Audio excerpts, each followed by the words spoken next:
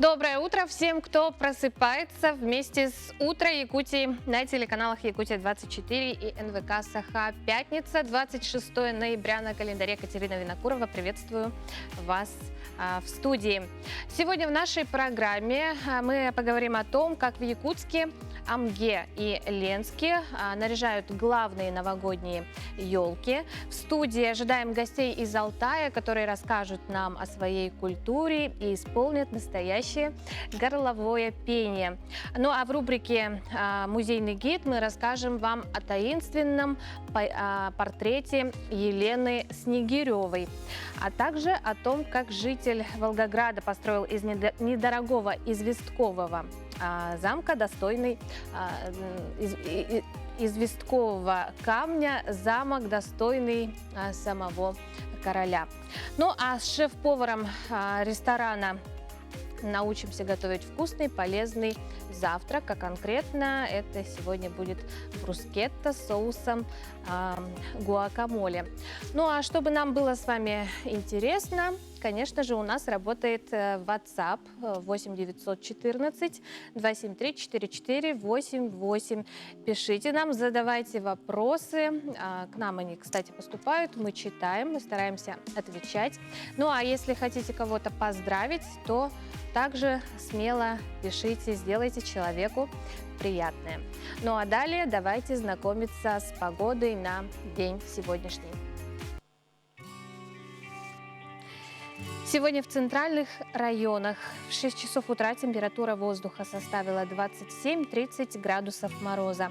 В заречной группе 23-40. В южных от 18 до 29, в Вилюйской группе 18-26, в Нижнеленских до 23 градусов мороза, в западных 18-25, в Колымо-Индигирской группе 17-45, в Янских от 36 до 41 градуса, на северо-западе 14-26. В городе Якутске температура воздуха в 6 часов утра составила минус 26 градусов. Атмосферное давление 757 миллиметров ртутного столба. Ветер северо-восточный 1 метр в секунду. Сегодня днем в Якутске ожидается небольшой снег. Ветер юго-восточный 2,7 метров в секунду. Температура воздуха днем составит 22-24 со знаком минус.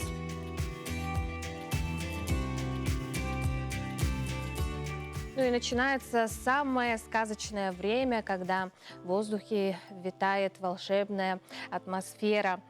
Все города и районы уже вовсю готовятся, прихорашиваются и наряжаются. Магазины поменяли ассортименты на праздничный, а также вы наверняка украшаете свои дома и квартиры.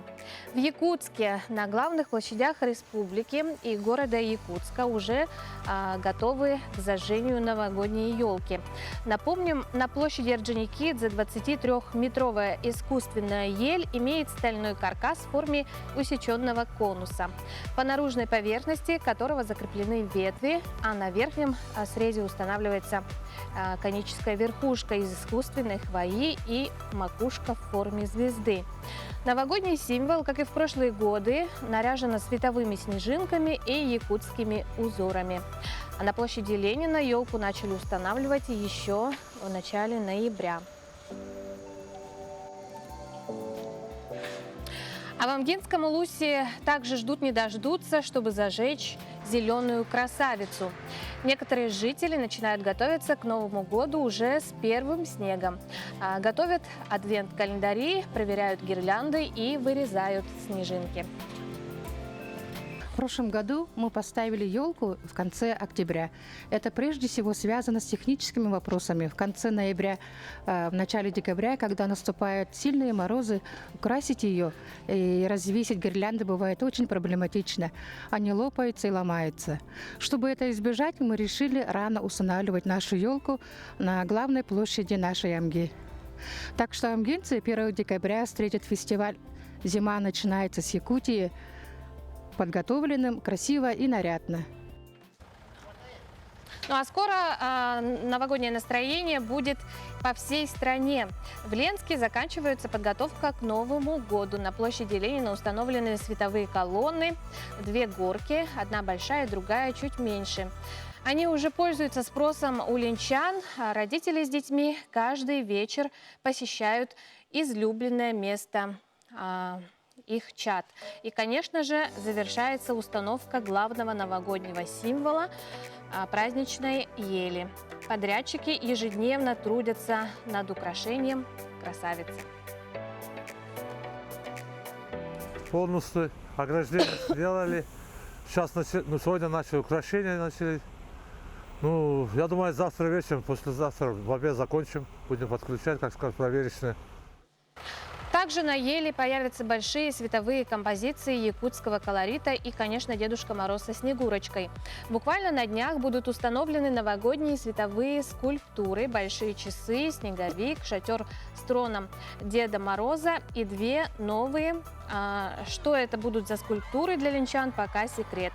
До конца этой недели площадь будет полностью украшена и готова к торжественному мероприятию. Все елки традиционно зажгутся 1 декабря к началу фестиваля «Зима начинается с Якутии». Напомним, это одно из ключевых мероприятий событийного туризма в нашей стране.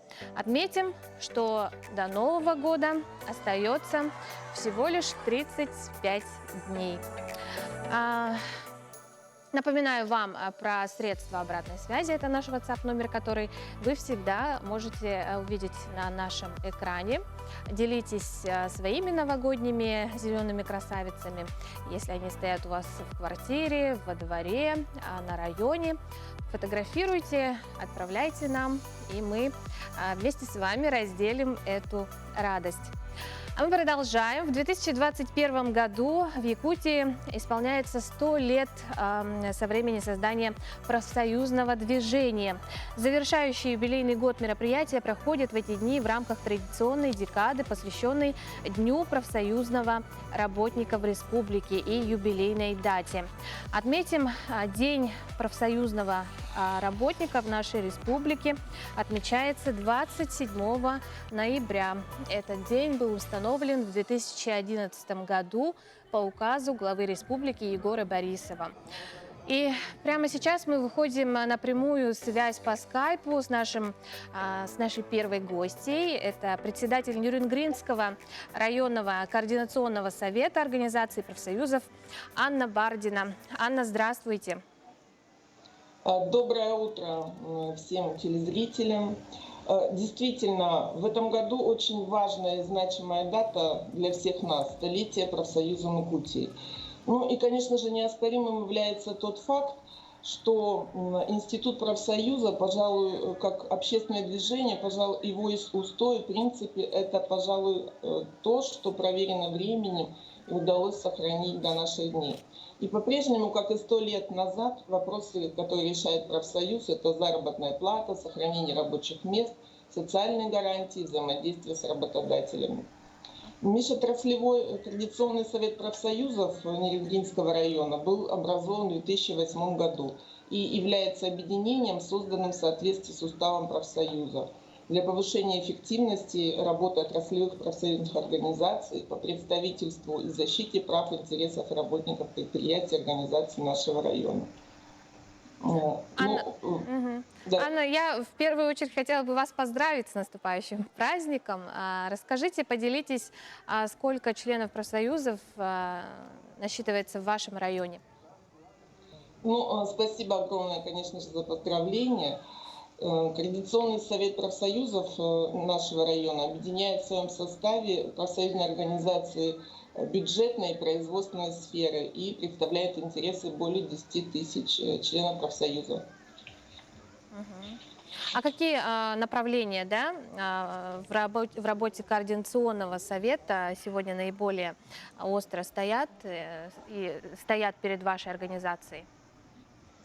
Ну, конечно же, трудящихся района волнуют такие же вопросы, как и всех представителей трудового сообщества республики.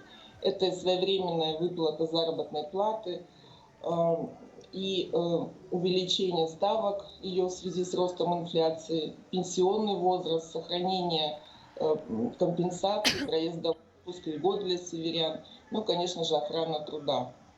Ну, все мы знаем, что Федерация профсоюзов Якутии неоднократно вносила свои предложения в Федерацию независимых профсоюзов России и не раз инициировала обращение в правительство России по проблемам северных территорий.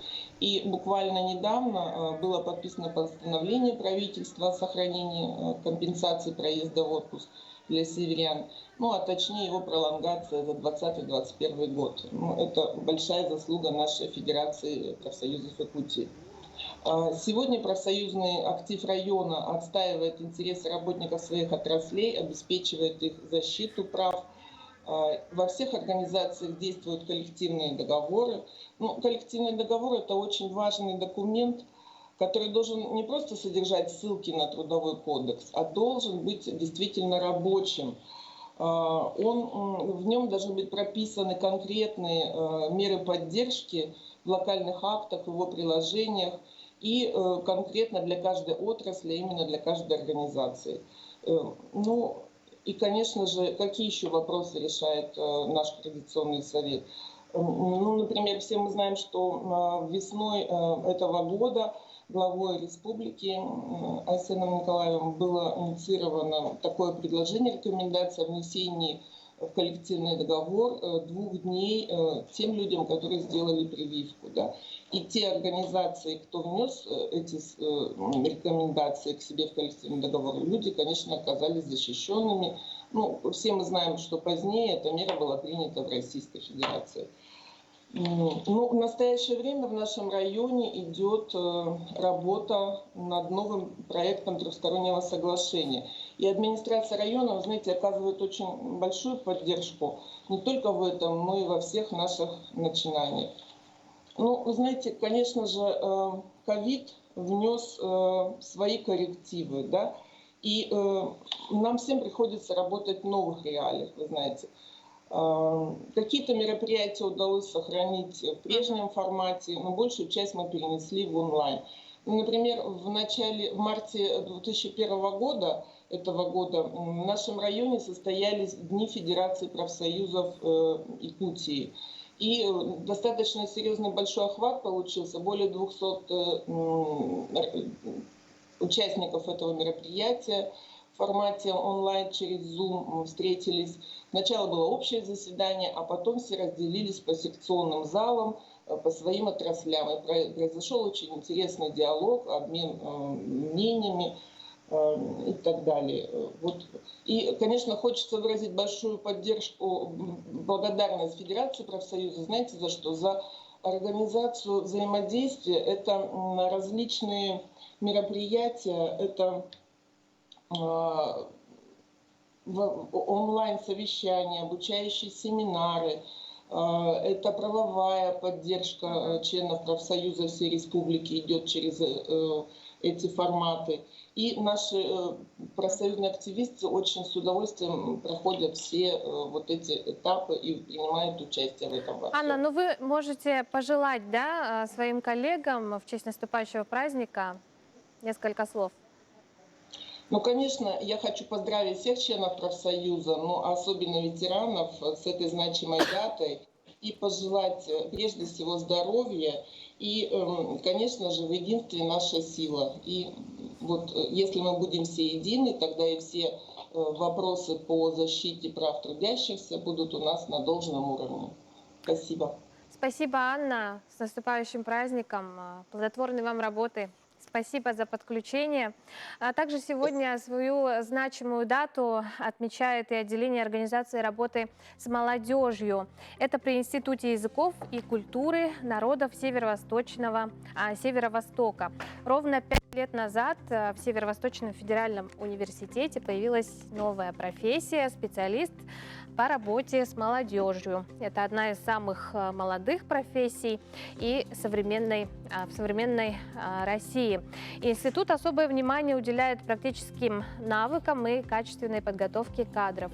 Выпускники института будут востребованы в республике, в первую очередь в наших районах. И сегодня в нашей студии Студент 4-го курса этого отделения Алгыстан Колесов. Алгыстан, доброе утро. С добрым утром. Ну, сколько сегодня обучается студентов на отделении? Сейчас обучается 50 студентов в отделении организации работы с молодежью. И в целом по картине в республике Саха-Якутия в рядах районов нашей республики не хватает специалистов, имеющих специальное высшее образование по направлению организации работы с молодежью.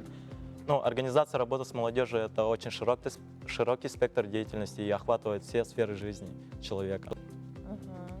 Ну вот как раз-таки, да, специалист по работе с молодежью, какими, по-твоему, качествами он должен обладать? Специалист по работе с молодежью должен стать опорой государства. Поскольку молодежь является важнейшим стратегическим ресурсом нашей страны, то специалист по работе с молодежью смотрит на проблему в молодежной среде и делает их организационные решения, в общем-то говоря. Ну, несмотря на то, что профессия молодая, да, наверное, уже есть какие-то успехи. Да, в прошлом году у нас состоялся первый выпуск РМ-17. Из 9 студентов 5 окончили с отличием. Также у нас есть собственные проекты. Это парад проектов, где каждый студент отделения организации работы с молодежью представляет свои проекты и защищает их перед экспертами Росмолодежи. У нас есть проектная мастерская, где наш руководитель Егоров Марк Николаевич проводит грантовые семинары. Также мы проводим каждый месяц онлайн-встречи с абитуриентами. И мы анонсируем это все в нашем инстаграме ИАКН ОРМ. Ага. Алгыстан, ну ты вот планируешь после окончания 4-го курса, да, 4-й курс — это же специалитет, да? Да. Ага. Дальше поступать, планируешь ли связать деятельность? Да, я планирую связать деятельность именно с организацией работы с молодежью. Мы сотрудничаем с Министерством по делам молодежи Республики Саха-Якутия и участвуем во всех их мероприятиях. Например, вот Николаевский форум прошел, старшекурсники работали с модераторами, помогали им, а младшие курсы уже защищали свои проекты перед экспертами. Поэтому, да, я планирую свою жизнь связывать с организацией работы с молодежью. Ага. А вот среди проектов какие-то интересные можно озвучить? Может, твой? Да, у нас есть 5 победителей всероссийского конкурса молодежных проектов на сумму более 1,5 миллиона рублей. И самая обширная, которую мы проводили, это «В семье единой». Выиграла Иванова Раиса, студентка РМ-17. И мы реализовывали этот проект уже совместно с Министерством по делам молодежи Республики Саха-Якутия. Ну, возможно, нас смотрят и будущие студенты, абитуриенты. Какие необходимо сдать экзамены, чтобы поступить на отделение? Нужно сдать русский язык, математику базовую, обществознание или английский на выбор и историю. Ага. А вот после, вот ты себя где видишь примерно, ну, скажем, лет через 5? Через 5 лет я вижу себя, наверное, в Министерстве по делам молодежи Республики Саха-Якутия. Мне очень понравилось работать вместе с ними. Да, в целом по стране у нас не хватает таких специалистов. Такие, специальность организации работы с молодежью, как уже сказали, новые, и не во всех субъектах Российской Федерации они есть. Нам повезло, что у нас есть в Республике Саха-Якутия, в Северо-Восточном федеральном университете. Да, можешь пожелать что-то, да? Да, я хочу поблагодарить Егорова Марка Николаевича за то, что он создал наше отделение. Также хочу поздравить наших учителей, преподавателей из кафедры культурологии, заведующей кафедрой Людмилу Степановну Ефимову, за то, что вот она нам помогает, и мы продолжаем жить за счет этого. Спасибо, Алгыстан, огромное. Успехов тебе. Напомню, у нас в студии был студент 4-го курса отделения организации работы с молодежью. Но мы продолжаем. Я рада зачитать сообщение, которое поступает на наш WhatsApp. Любимую племянницу Зою сердечно поздравляют с днем рождения, желают крепкого здоровья, расти умной, разумной помощницей родителям, так как являешься старшим ребенком в многодетной семье. Счастливого тебе детства. Любим, целуем, сестра Антонина, зять Константин из села Растолода Мегина Кангаласского Улуса. Если и вы хотите кого-то поздравить или задать интересующий вас вопрос, то также пишите на наш WhatsApp номер. Ну а далее я передаю слово коллегам из информационной службы.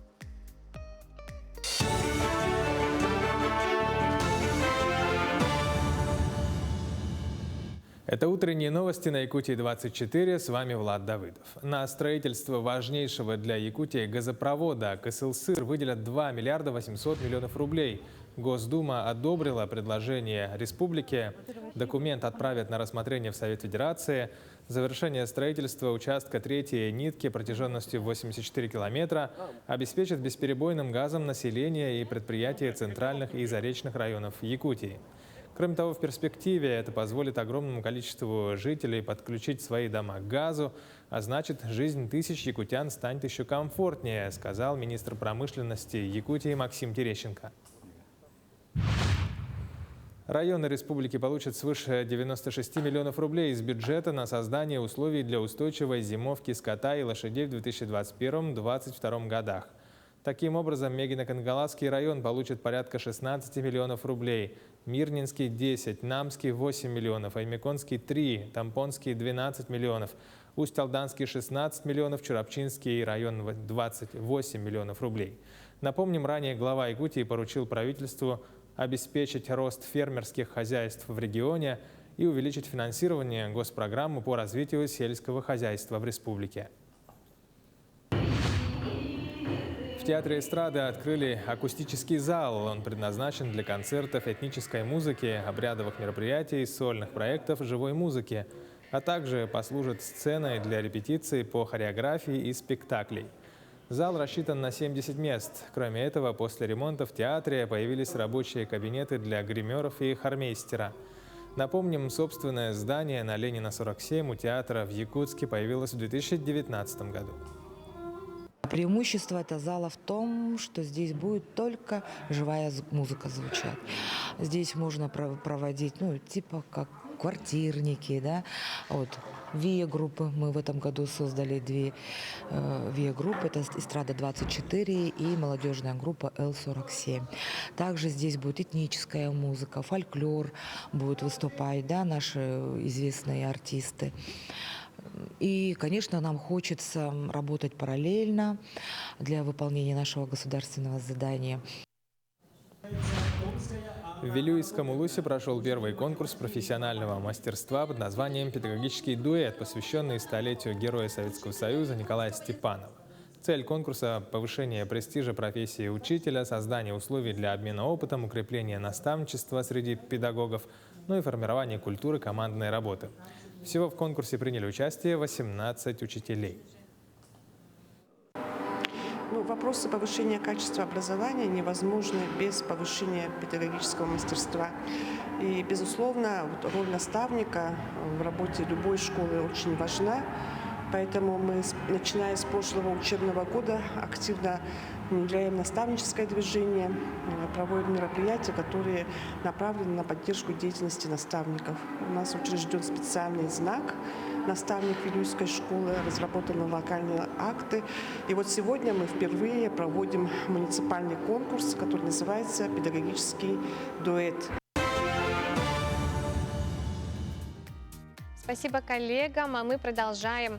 Снежные барсы попали на кадры фотоловушки на территории общественного микрозаповедника Байбаасун, расположенного в Иссык-Кульской области Киргизии.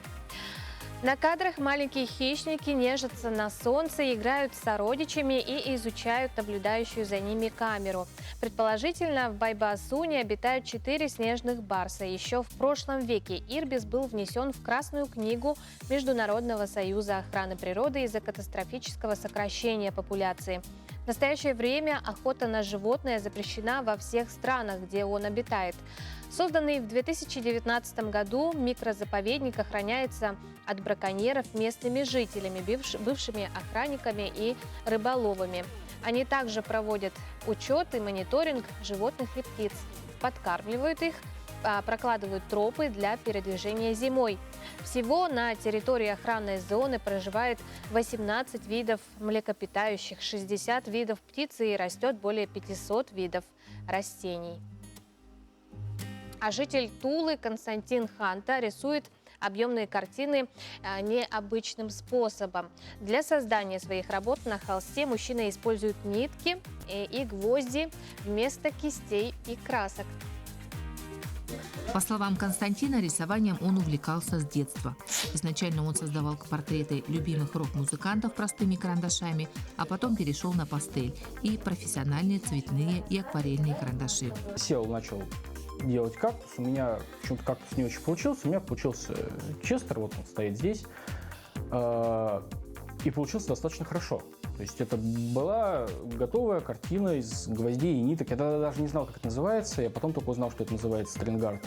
Художник постепенно развивался и оттачивал свои навыки, переходя от простых техник к более сложным, пока не начал создавать картины сразу из нескольких цветов. По словам Константина, если при работе с одной нитью случалась ошибка, то приходилось распускать либо определенный участок, либо всю работу целиком. Никакими программами не пользуюсь. Я отрисовываю эскиз, и даже по эскизу я заранее не могу сказать, куда я забью гвозди. То есть все идет в процессе, я примерно представляю, как вокруг гвоздя может пойти нитка, и в тех местах, где мне кажется должен быть гвоздь, я забиваю гвоздь. Бывало такое, что я забивал их неправильно, и потом подстраивался. В данный момент мужчина использует универсальные швейные нити из полиэстера, а также гвозди диаметром 1,2 мм, которые позволяют создать более детализированные объекты на меньшем пространстве. В среднем на одну работу у Константина уходит около 500-700 метров швейной нити, однако на некоторые полотна приходилось тратить по 2,5 километра ниток и около 6 килограммов гвоздей. На создание каждой картины уходит от 8 часов до нескольких месяцев. Сейчас в коллекции художника есть портреты таких знаменитостей, как Честер Беннингтон, Адель, Авриль Лавин, участники группы «Рамштайн», Фредди Меркьюри, а также Хит Леджер в образе Джокера. Ранее художник работал исключительно на заказ, но, обзаведясь поклонниками, задумался о собственной выставке. А те, кто посещал Национальный художественный музей, наверное, замечал таинственный портрет Елены Снегиревой. Кто эта женщина для живописца Владимира Маковского? С загадочной красавицей в розовом нас познакомит наш пятничный музейный гид. Владимир Егорович Маковский – художник-передвижник, мастер жанровой живописи, профессор и академик Императорской академии художеств. Родился художник в Москве в 1846 году в интеллигентной и творческой семье. Отец Егор Иванович – деятель искусств, один из основателей Московского училища живописи, ваяния и зодчества. Мама Любовь Корнилевна преподавала в Московской консерватории. Семья была большая и дружная. У Владимира были братья, сестры. Дети росли в атмосфере искусства, а потому неудивительно, что каждый из Маковских избрал для себя творческую профессию. Братья Константин и Николай, сестра Александра, как и сам Владимир, стали художниками, а младшая сестра Мария стала певицей. Владимир Егорович обладал прекрасным голосом, играл на музыкальных инструментах, в частности на скрипке, и все же победила любовь к изобразительному искусству. Первым учителем для маленького Владимира стал отец. Чуть позднее ему давал уроки сам Василий Андреевич Тропинин, известный художник и частый гость в доме родителей. А дальше было Московское училище, Петербургская академия художеств, выставки, успешные картины и передвижники. В 1870 году Владимир Егорович был одним из 15 художников, кто подписал устав Товарищества передвижных художественных выставок. В живописи ему лучше всего удавались жанровые сцены, эпизоды повседневной жизни. При жизни он стал выдающимся мастером этого жанра. Гораздо реже художник обращался к жанру портрета. Тем примечательнее портрет Елены Снегиревой. Этот портрет экспонировался на 26-й выставке передвижников в 1898 году как портрет госпожи С. На портрете изображена дочь известного русского хирурга-гинеколога Владимира Федоровича Снегирева, Елена. Она рано лишилась матери, которой отец питал искренние чувства и привязанность. Своим детям, дочери и сыну он дал отличное образование. В этой работе Владимир Егорович передает образ чудесной и милой девушки конца XIX столетия. Условный темно-серый фон картины оттеняет яркое розовое платье девушки. Скупой, скромный колорит портрета подчинен основной задаче – раскрытию внутреннего мира портретируемой. Девушка позирует, сжимая в руках белоснежный платок. Поза ее спокойна и статична, но мы видим, что в плотно сжатых губах, в легком румянце, выступающем на ее щеках, в блеске серых глаз угадывается чувственная и горячая натура. Такие девушки стремились к независимой и самостоятельной жизни. Образ Снегиревой привлекателен обаянием юности и проникнут духом того временного пространства конца XIX столетия, в котором бурлили страсти и жило предчувствие грядущих социальных потрясений. Приходите в наш Национальный художественный музей Республики Саха-Якутия, чтобы увидеть этот портрет своими глазами. Ежегодно в первую пятницу после Американского дня благодарения наступает неделя скидок, так называемая «Черная пятница». Я думаю, знают про нее не только шопоголики, но и просто обыденные люди. День, который совсем не соответствует своему мрачному названию. «Черная пятница» – одна из самых незабываемых пятниц в году. Это день огромных скидок и распродаж. Я думаю, это знают все. С другими датами и событиями 26 ноября знакомимся в нашей ежедневной рубрике. На календаре 26 ноября. Сегодня отмечают Всемирный день информации, Международный день сапожника, День борьбы с ожирением, День торта, День переворачивания мира, День Георгиевского креста. События в этот день. В 1904 году в Санкт-Петербурге торжественно открыт Суворовский музей. В этот день была основана Национальная хоккейная лига. В Воркуте присвоен статус города. Сталинградский алюминиевый завод, ныне Волгоградский, дал стране первую продукцию. В 1988 году стартовал пилотируемый космический аппарат «Союз-ТМ-7» с международным экипажем, в который вошли Александр Волков, Сергей Крикалев, Жан-Луи Кретьен. Состоялся последний полет сверхзвукового пассажирского авиалайнера «Конкорд». В этот день родились Уильям Купер, английский поэт, Мария Дагмара Романова, российская императрица, супруга Александра III. Иван Папанин родился в 1894 году, советский арктический исследователь, контр-адмирал. Норберт Винер, американский ученый, основоположник кибернетики. Маргарита Назарова, советская артистка цирка, дрессировщица, актриса кино, народная артистка РСФСР. Борис Егоров, советский космонавт, герой Советского Союза. Анна Шатилова, советская телеведущая, диктор Центрального телевидения, народная артистка РСФСР. Тина Тернер, американская певица, автор песен, актриса. Галина Прозуменщикова, советская пловчиха, олимпийская чемпионка. Именины сегодня отмечают Ян, Иван, Герман.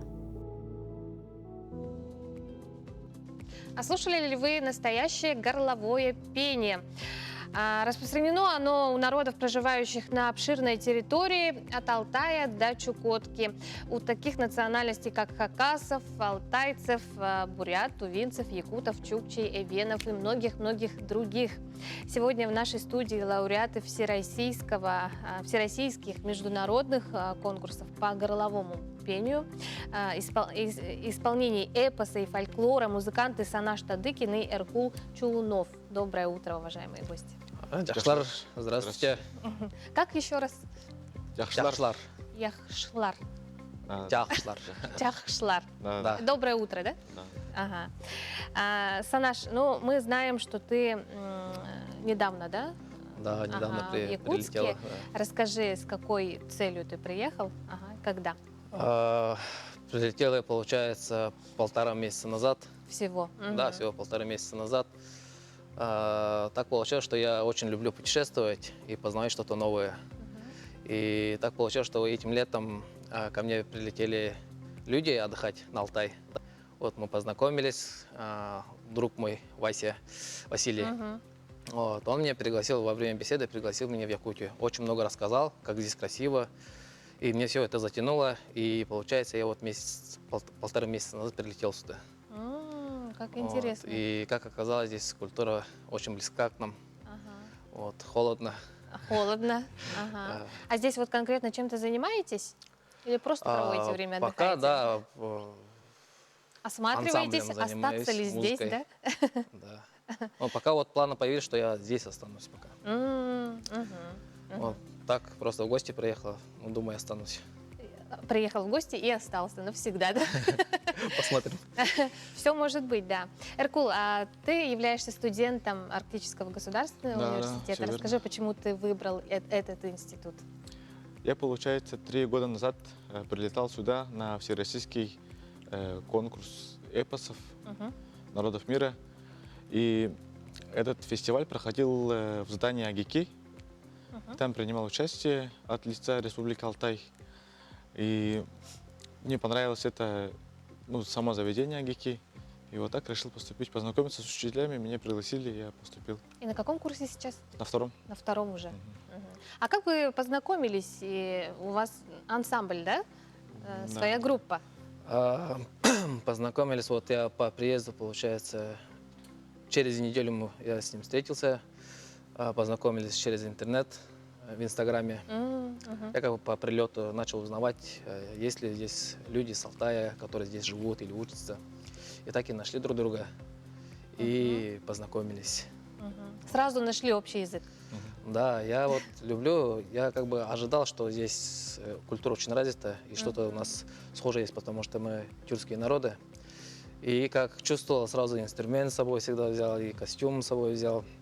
И прилетел, вот познакомились, и человек, он здесь в культуре учится, познакомились, пообщались, и вот нашли общее. Ну, название у вашего дуэта, у вашей группы есть? Да, наш ансамбль называется Ахкара.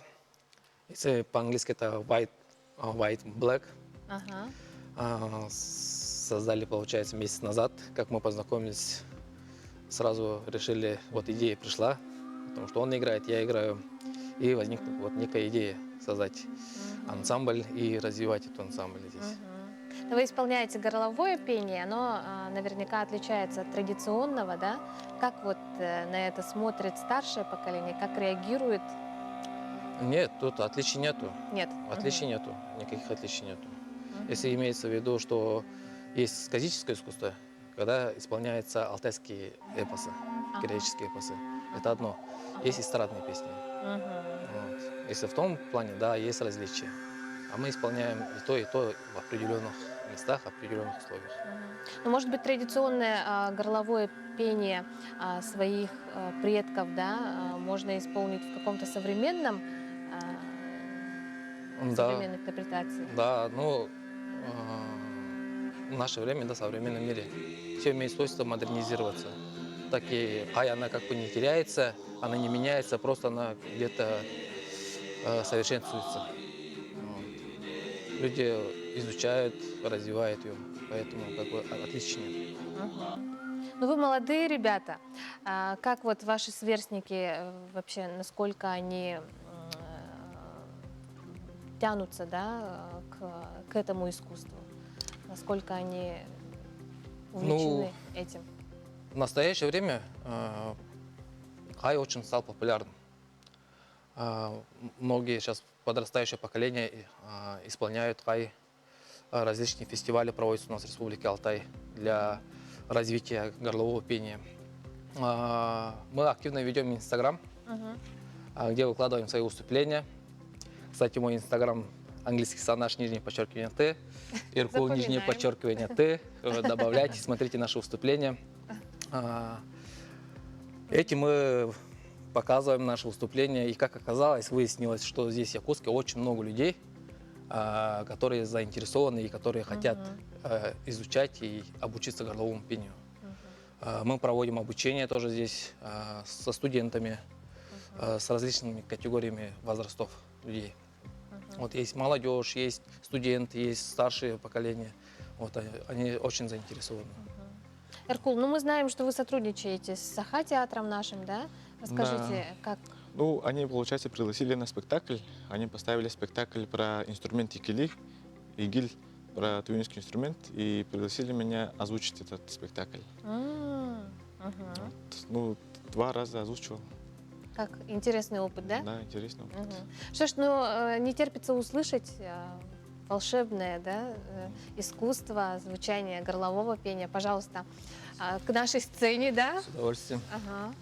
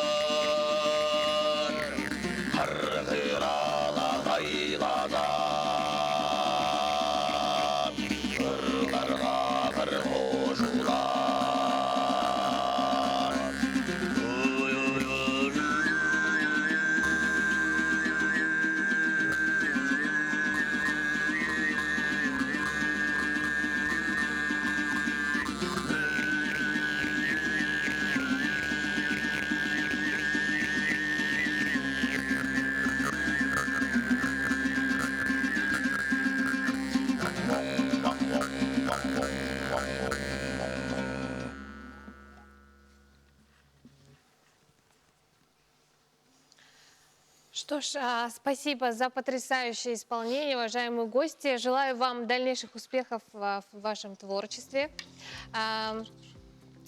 Мы сейчас ненадолго прервемся, после чего продолжим наш эфир. Не переключайтесь. Напомню про наш WhatsApp номер 8 914 273 4488. Пришло сообщение, я зачитаю его после паузы. Доброе утро, это «Утро Якутии». К нам поступают ваши сообщения, спрашивают, бесплатно ли это. Конечно же, бесплатно. Пишите, поздравляйте. Так поздравляют сестру Ольгу, старшего следователя по особо важным делам с присвоением высокого звания подполковника юстиции. И передать песню «Такая работа». Песню, к сожалению, мы сейчас найти и включить вам не сможем, но присоединяемся к поздравлениям. Ольгу поздравляет младшая сестренка Матрена. Далее передаю слово коллегам из службы новостей.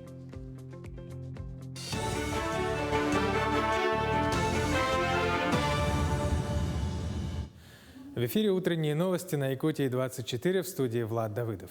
20 новых теплых остановок на территории Якутска установили в этом году. В зимнее время года, учитывая климат Якутии, они собирают только положительные отзывы среди горожан. Открыты теплые остановки ежедневно с 7 утра до 11 часов вечера по расписанию маршрутных автобусов столицы. Строительство теплых остановок ведут за счет средств, выделенных из республиканского бюджета. Их эксплуатацию сегодня передают на МУП ЕПАК, который до конца года планирует ввести в работу еще 14 новых теплых остановок. Каждая из них оснащена набором удобств для ожидающих автобусов и горожан.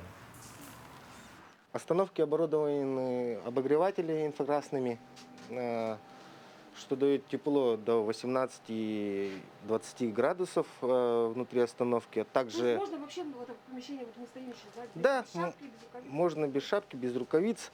А также при входе вы видите тепловую завесу, что тоже очень положительно, когда дверь открывается, чтобы тепло не выходило. Также у нас есть 2 монитора, на которых показано подъезд автобусов и умный транспорт. То есть люди могут видеть все панорамно. Людям тут приятно, тепло, они могут сидеть. Скамейки у нас тут установлены. И снаружи тоже есть скамейки. И снаружи у нас тоже есть скамейки. А также то, что вот сама остановка была спроектирована так, чтобы все тепло оставалось внутри остановки. Газета «Хагалас» призвала предпринимателей, депутатов, руководителей предприятий и организаций не оставлять без внимания ветеранов и оформить для них подписку на газету на первое полугодие следующего года. Для ознакомления с условиями этой акции сотрудники газеты встречаются с населением и коллективами, а также принимают участие в прямых эфирах. Подписать своих ветеранов уже решили производственное объединение «Якутцемент», сельхозпредприятие «Экоферма», «Туймада» и конезавод «Берте», а также жители Мальжагарского, Первого и Актемского наслегов. Благодаря этому с Нового года еженедельно получать газету будут более 150 ветеранов. Очень полезное дело, потому что ветераны дома сидят, им скучно, они тоскуют по общению, они плохо видят, долго сидеть не могут за телефоном. Поэтому, я думаю, очень даже хорошо, что наши предприниматели, депутаты, дети, внуки подписывают для своих близких, пожилых людей нашу газету. Накануне вся республика отметила День Аланхо. Именно в тот день, в 2005 году, ЮНЕСКО признал якутский народный эпос Аланхо шедевром устного нематериального наследия человечества. Интерес к эпосу в обществе возрос. Сейчас его изучают уже с детского сада. В честь древнейшего эпического искусства якутов по всей республике пройдут фестивали исполнителей Аланхо, конференции, выставки, различные концерты и представления. Добавим, что День Аланхо в республике впервые отпраздновали в 2006 году. С тех пор декада проводится каждый год. Путь, который мы начали, наверное, не сегодня и не 16 лет назад, более давно, издревле, начиная от изучения, которое первого Уваровского изучали Аланхо, произведение, и великого нашего Платона Алексеевича Аюнского, когда был издан первый на письменный памятник Аланхо, Юргун Батыр Стремительный. Бежим вперед, потому что крепко стоим на этом фундаменте. И вершиной 22-го юбилейного года, я надеюсь, будет постановка 57-го года Марка Жиркова и либретто Сорона Молдона нашего Аланхо Юргун Батыр Стремительный на сцене Большого академического театра Российской Федерации. Таковы новости к этому часу. Слово далее передаю коллегам. Спасибо, мы продолжаем. Приятного аппетита всем, кто в эту минуту завтракает. Знаете ли вы, что брускетта раньше подавалась для поднятия аппетита гостей перед подачей основного блюда и аперитивов. Мы предлагаем также вам поднять аппетит и приготовить глазунью с брускеттой с соусом гуакамоле. Всем доброе утро! Сегодня приготовим очень вкусный и полезный завтрак, такой как яичница-глазунья с брускеттой и соусом гуакамоле. Ну что, приступим к приготовлению. Для этого нам понадобится чиабатта или багет. Можно вообще тостовый хлеб использовать. Нарезаем на такие вот брускетки и подсушиваем на сковороде или на гриле. Пока подсушивается наша брускетка, займемся приготовлением соуса гуакамоле. Гуакамоле — это классический мексиканский соус, который делается из спелого авокадо. Так, берем авокадо, достаем косточку Вынимаем из него мякоть. Так, брускетки наши с одной стороны подсушились. Подсушиваем с другой. Так, авокадо теперь нам нужно размять либо вилкой, либо измельчить в блендере. Так, авокадо измельчили до однородной консистенции. Вот такая у нас консистенция получается. Для гуакамоле нам понадобятся помидоры, перец чили, лайм, репчатый лук и несколько листочков мяты. Можно использовать вашу любимую зелень, кинзу, петрушку. Так, лучок нарезаем мелким кубиком, добавляем к авокадо. Также нарезаем перец чили. Кто любит поострее, побольше чили. Кто не любит поострее, можно без него, либо совсем чуть-чуть добавить. Добавляем перец чили. Помидоры нарезаем кубиками. И добавляем к нашей смеси. Теперь наш гуакамоле нужно заправить. Заправляем его соком лайма. Лайм я предварительно вот так покатаю, чтобы он дал больше сока. Разрезаю и выдавливаю. Обязательно солим. Добавляем молотого перца и немного оливкового масла. Хорошенечко перемешиваем. Получается вот такая вот прекрасная консистенция. Итак, наш гуакамоле готов, брускеты готовы, осталось пожарить яичницу. Так, на сковородочке с капелькой маслица обжариваем яйца. Я обожаю яичницу глазунью. Так, а тем временем, пока жарится яичница, наш соус укладываем, не жалеем. Что может быть прекрасней авокадо? Так, украсим немного микрозеленью. Это горох, между прочим. Вы можете его выращивать у себя дома на окошечке. Так, яйцо немного подсолим. Так, наша яичница готова. Выкладываем на тарелочку. Можно украсить свежей рукколой и полить немного оливковым маслом. Итак, наш вкусный, а самое главное полезный и очень простой в приготовлении завтрак готов. Я желаю вам приятного аппетита и хорошего дня. Хорошего дня и приятного аппетита. Еще одно поздравление отправляется любимой, единственной дочке, внучке Томочке. Поздравляет ее с днем рождения. Мини-мини юбилейчик. Пусть в твоей жизни будет только солнечные дни, удачи в жизненном пути. Пусть в твоей жизни все получается и все будет хорошо. Мы тебя очень сильно любим. С любовью, твои мама и бабушка. Мы присоединяемся к поздравлениям. Ну а в эти выходные нам обещают в Якутске, по крайней мере, очень теплую погоду. Что же ждет нас сегодня? Давайте познакомимся.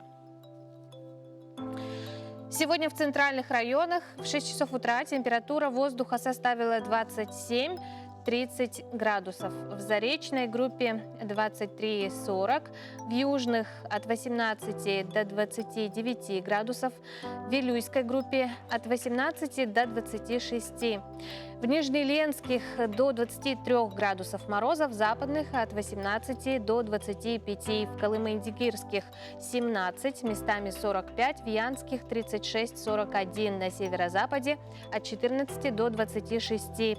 В 6 часов утра температура воздуха в Якутске составила 26 градусов, атмосферное давление 757 миллиметров ртутного столба, ветер северо-восточный, днем небольшой снег, температура воздуха составит 22-24 градуса со знаком минус. Ну а на этом, уважаемые телезрители, я с вами прощаюсь. Спасибо, что всю неделю просыпались вместе с нами.